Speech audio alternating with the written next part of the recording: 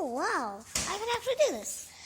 Hello. Today we're going to read this book called Mango's Mischief and Tales of Friendship. It says, being wise and just, ruler, is no easy task.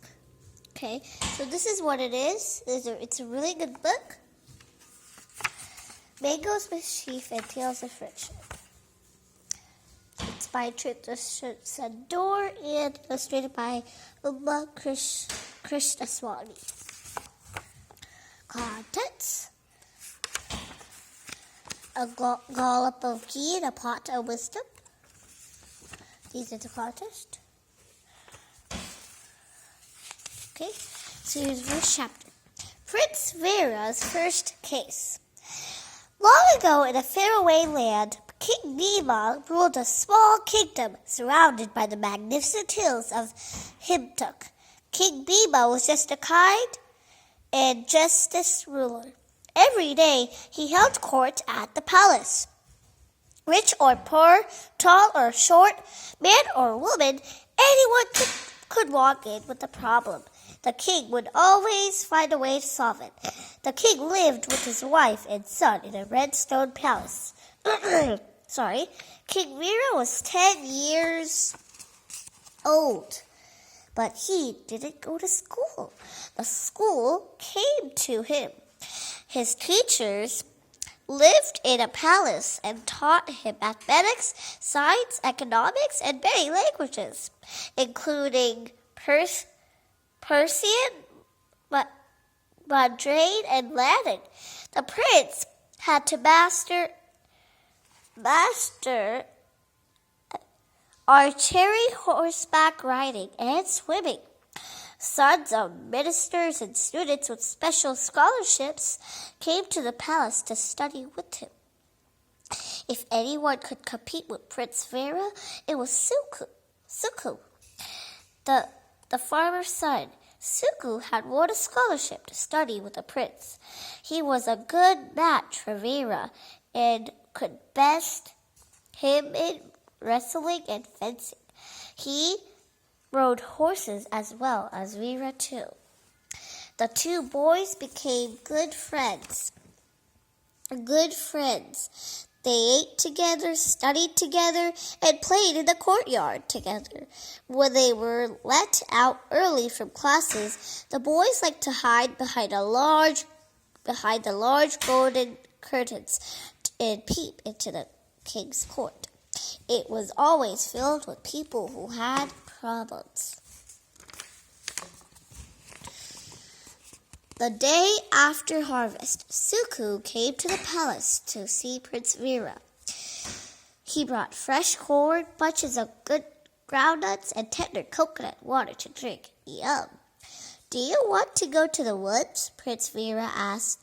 We can check mongoose holes and snakes and chase deer and bison. After a week of harvest, I don't want to be anywhere near plants and trees, said Suku. Can we sneak into the court and see what's going on?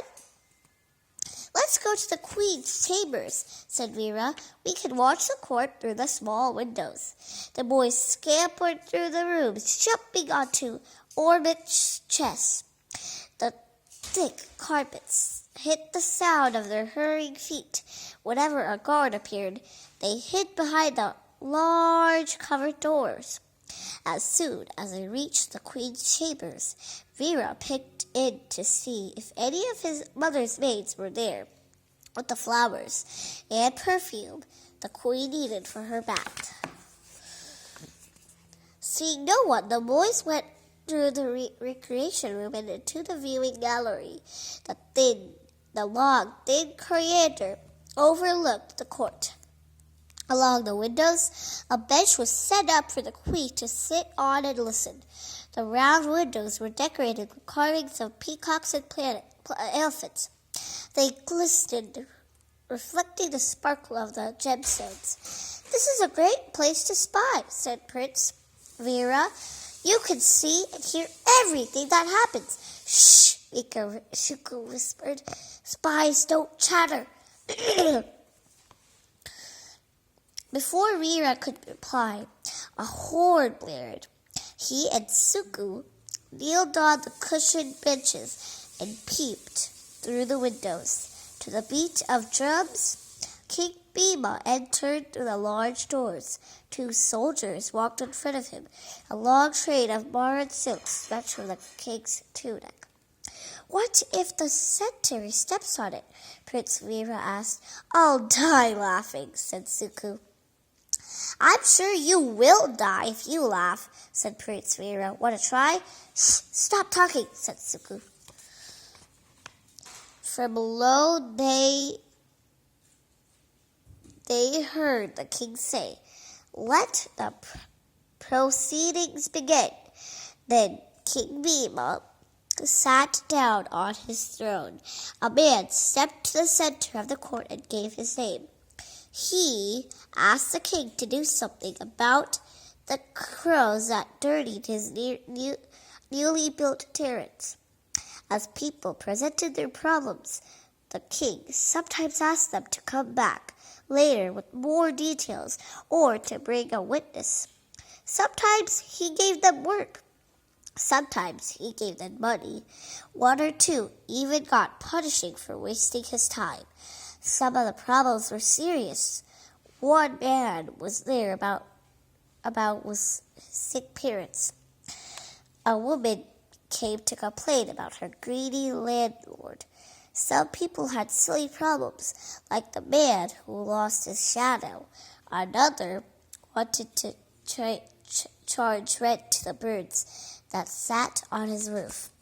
A woman came to complain that the roadside tree gave more shade to her neighbor's house than her own. "That's ridiculous," said Suku. Then when a man asked if he could live inside his neighbor's chimney. "I'm sure we could solve these problems," said Vera. "And who's going to let us?" Suku said. That evening, the boys didn't play in the woods or swim in the river. They played court instead.